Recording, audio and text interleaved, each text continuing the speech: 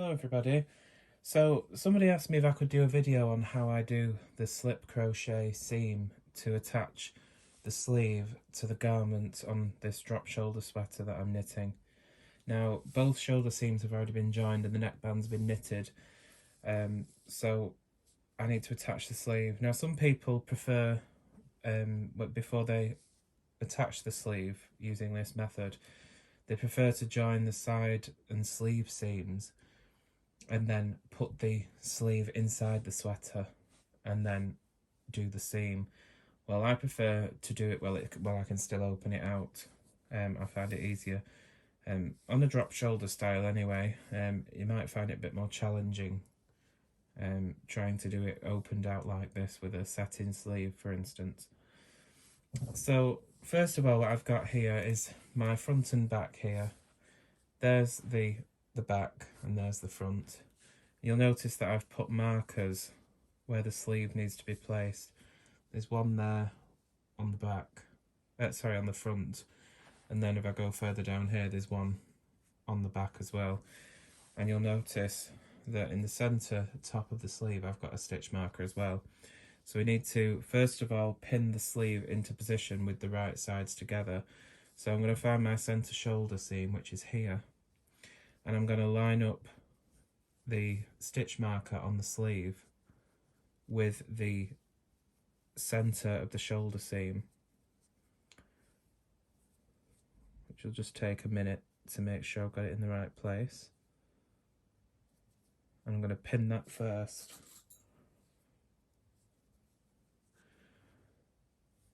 If you've blocked your pieces like I have, you'll find that the garment is a lot more easier to deal with. You see how that sleeve just sits flat like that. If I hadn't have blocked this, it'd all be rolling up and I'd be constantly fighting with it to keep it straight. So I'm not stretching this too much. In fact, I'm not stretching it at all. I'm just opening the very minor curling on the edge of the actual sweater. I'm just opening it out just to level up those two pieces of fabric. Then I'm going to pin it there and just pin it all the way down until the end of the sleeve reaches the stitch marker there on the back, which you can see here is there. You see how that will go. So in fact it's not really that far down, so I was going to edit this part out, but I don't really think it'll be that necessary because it's only a couple of inches. Obviously, because this is a quite heavy colour change on this particular sweater, there's a lot of strings on the edges that might be getting in our way, but we can deal with those later. So there's the stitch marker on the back, and there's the edge of our sleeve, which we need to line up, which is just there. And I'm going to pin that there just for the time being while I get the other side in place, because I'll have to remove that before I start because it'll be in my way. So up to the centre, one side of the sleeve down the back of the sweater has been pinned, and I just need to do the same on the front. So if you've knitted the garment to the correct gauge that you're looking to achieve, the sleeve should fit perfectly in the armhole edge of the sweater. If not, you may have to stretch slightly. Try stretching a little bit on the sleeve if necessary, rather than the garment body, if you need to make the two pieces fit. If you block them, you shouldn't really need to do much stretching at all. So we've pinned the sleeve with the right sides together. Open this out a little bit so it's in your view on the camera. So this is the sleeve, and there's the garment body, and I've pinned it between the two stitch markers, as you can see, and the centre stitch marker at the centre top of the sleeve is in line with the top shoulder seam.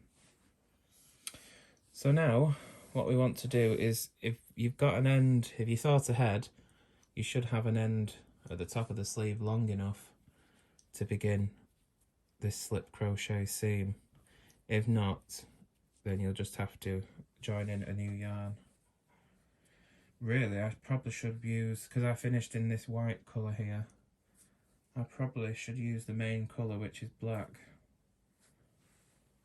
But I don't have much of the black left. So we've got our end here. I'm going to start at the right side of the, here, working right to left, because obviously I'm right-handed. I'm going to take that first pin out. I need my yarn on the other side, because unlike knitting, you usually have the yarn in your left hand. So what we're going to do is making sure that we're going through the very edge stitch on the sleeve and on the garment body. Insert the crochet hook, you can see this, into the first stitch on the edge of the sleeve, and then where that marker is there, and make our first chain to pull that through. Okay, now go through to the next chain on the cast off edge, and then go again one stitch from the edge on the garment body, and we're going to catch the yarn this time here, just like we did before, but then we're going to slip that loop through the old one, hence the name slip crochet. Again, going through one stitch on the cast off edge of the sleeve, and then one stitch in from the edge on the garment body. Draw that through, and then draw the loop through. Don't do it too tight or too loose. So I've zoomed in a little bit now so you can see. So I'm going to go into the next loop on the sleeve edge, and then the next one on the garment edge. Again, make sure when you go through the garment edge you get a full stitch, which is like 2 bars, a full chain. Draw that through the 2 pieces of fabric and slip the old loop through the new loop.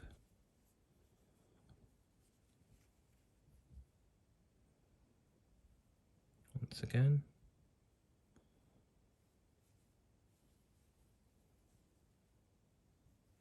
And that's all there is to it. The neater you work the seam, the neater the finished seam will be.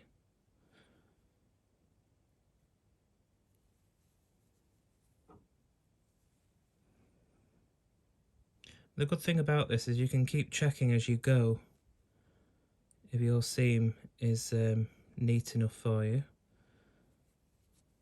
And if you're not happy with it, all you have to do is just pull the chain out and start again. It's very easy. Oops. Some of the stitches can be a bit tight on the edge of the fabric, so you've just got to be careful.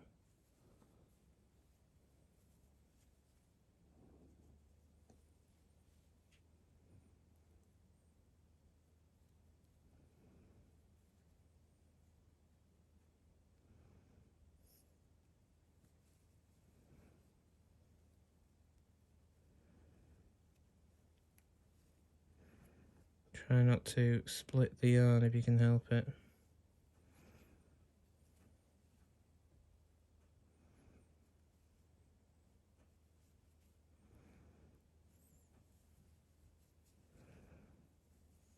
I'm trying to see what I'm doing and look at the viewfinder as well to make sure it's still in focus.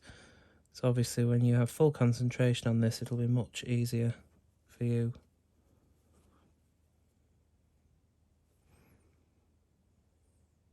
Just make sure that if you're using the yarn end from the top of the sleeve, when you finish knitting the sleeve, make sure that you've left 3 lengths the width of the actual knitting to make sure you'll have enough yarn to finish the seam.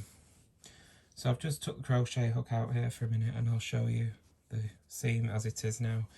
I'll just tighten up some of these strings because they'll cause the edge to look a bit loose because they're not finished off at this stage. I turn it over, and there you are. That is the sleeve seam that will be created. You can see how you've got one stitch away from the edge where this sleeve runs into it. It makes a nice crisp line. Very neat join. So there you are.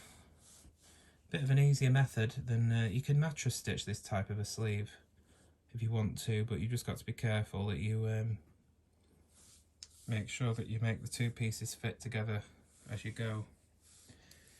But there we are, that's the slip crochet seam.